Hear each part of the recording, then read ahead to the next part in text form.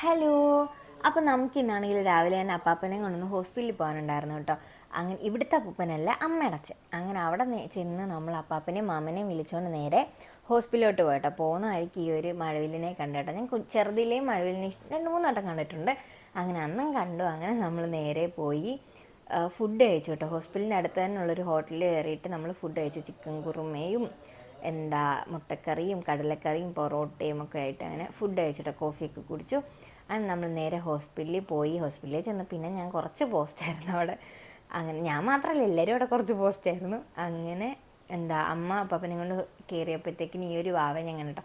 ഇവനെ ശരിക്കും പറഞ്ഞു കഴിഞ്ഞാൽ ഉറക്കാനായിട്ട് കൊണ്ട് കിടത്തിയത്. അവൻ എന്നെയായിട്ടിരുന്ന് കളിക്കുമായിരുന്നു. അങ്ങനെ അവൻ്റെ ചെള്ളൊക്കെ കടിച്ചെടുക്കണം.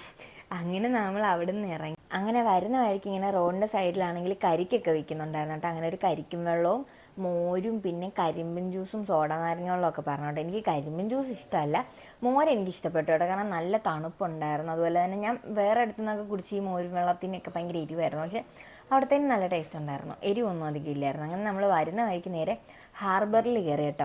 നമ്മൾ അഴീക്ക ഹാർബറിലോട്ടായിരുന്നു കേട്ടോ വന്നത്.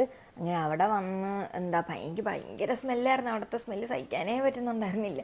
അങ്ങനെ അത് കഴിഞ്ഞ് നമ്മൾ അവിടെ നിന്ന് ഇറങ്ങി നേരെ ഫുഡ് കഴിച്ചു കേട്ടോ. ഫുഡ് കഴിച്ച് അപ്പാപ്പനെ നേരെ കൊണ്ടുവിട്ടിട്ട് നമ്മൾ വീട്ടിൽ പോരുന്നത്. വീട്ടിൽ പോരുന്നതായിരിക്കും നമ്മൾ അവിടെ നിന്ന് തന്നെ ഈ ഒരു ഇത് കുടിച്ചിട്ട്, ഇതിൻ്റെ പേര് ഞാൻ പറഞ്ഞ സർബത്ത്, അത് കുടിച്ചിട്ട് നമ്മളിങ്ങനെ വീട്ടിൽ പോരുന്നത് കേട്ടോ. അപ്പോൾ ഇന്നത്തെ വീഡിയോത്തിൽ അടുത്ത വീഡിയോ ആയിട്ട് കാണുന്നതായിരിക്കും.